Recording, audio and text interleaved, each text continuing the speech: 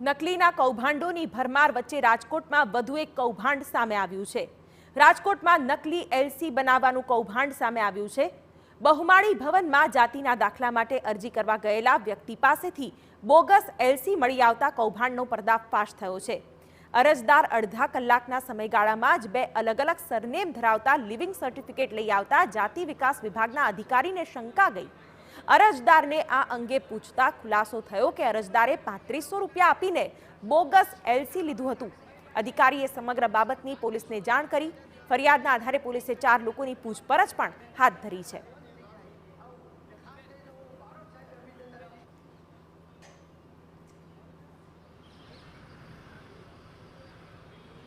જાતિના દાખલા માટે એક વિકાણી સવસીભાઈ શામજીભાઈ કરીને એક અરજદાર આવેલા।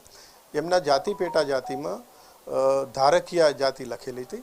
એટલે અમારા ક્લાર્કે એવું કહ્યું કે ધારકીયા જાતિ બક્ષીપંચમાં નથી આવતી, એટલે તમને ન મળી શકે। અડધો પોણો કલાક પછી એ જ વ્યક્તિ બીજું એલસી લઈને આવ્યા અને એમાં હિન્દુ દેવી પૂજક એવું લખેલું હતું અને એની સાથે એના પુત્રનું પણ એલસી લઈને આવ્યા, રસિકભાઈનું। એટલે એને ડાઉટ ગયો ક્લાર્કને। એ સીધા બંને અરજદારોને લઈને મારી પાસે આવ્યા ચેમ્બરમાં અને એ કહ્યું કે સાહેબ આ થોડુંક ડાઉટ લાગે છે। એટલે મેં એને પૂછ્યું એમ બી તમે ક્યાંથી લીધું અને કેવી રીતે આ બધું કર્યું, અડધો કલાકમાં તમે લઈને આવી ગયા? કે સાહેબ અહીં બહુમાળી ભવનમાં અમે એક ભાઈ છે એમાં 3500 રૂપિયામાં મને આ એલસી આપ્યું છે એમ।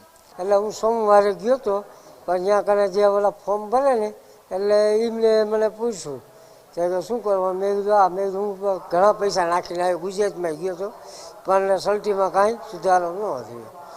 તો કે થઈ જશે કે તમે કેટલા રૂપિયા થાય છે? તો કે 3500 રૂપિયા।